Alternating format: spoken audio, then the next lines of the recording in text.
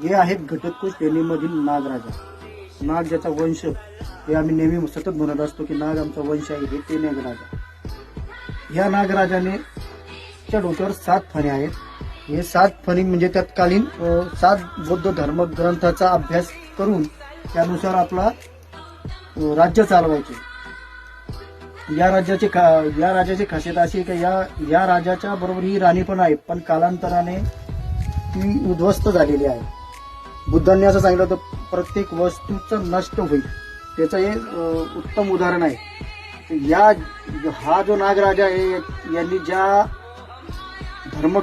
तत्कालीन धर्मग्रंथावर राज्य केलं, त्या धर्मग्रंथाची नावं धर्मग्रंथाची नावं अशी आहेत: विनयमुखस, आलियवासनी, अनागत भयानी, मुनिगाथा, मुनिसुक्त, उपत्तिस्पशिनी आणि लघुलवादे.